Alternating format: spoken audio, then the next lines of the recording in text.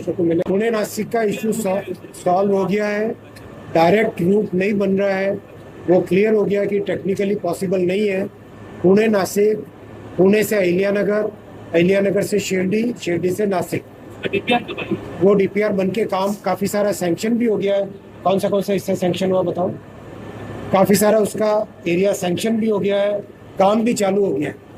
नासिक से शिरडी नगर, शिरडी साई नगर में double line 160 kmph की speed से, फिर शिरडी से अहिल्यानगर और अहिल्यानगर से पुणे।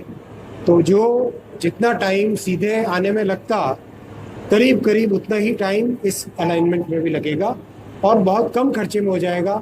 उसमें करीब करीब 35,000 करोड़ या कुछ ऐसा अमाउंट आता और ये काम उससे 1/3 कॉस्ट में कंप्लीट।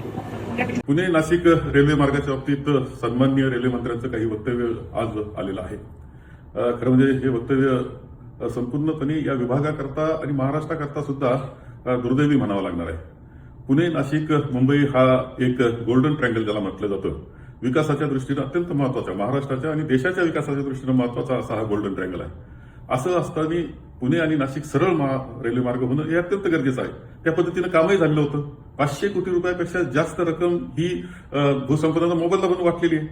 हे सगळं घडलेलं असताना आताच जीएमआरटी असेल किंवा अन्य काही गोष्टी सांगितल्या जात आहेत आणि हा मार्ग रद्द केल्याचं बोललं जातोय आणि नवीन मार्ग सुचवला जातोय।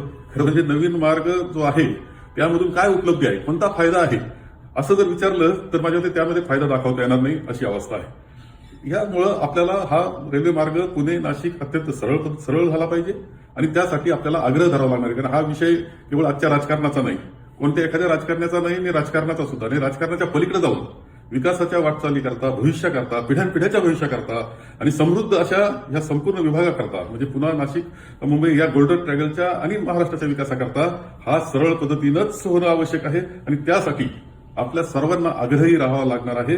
आग्रहानं हा मार्ग मंजूरच करून घ्यावा लागणार आहे असं माझी आपल्या सगळ्यांना निवेदन आहे।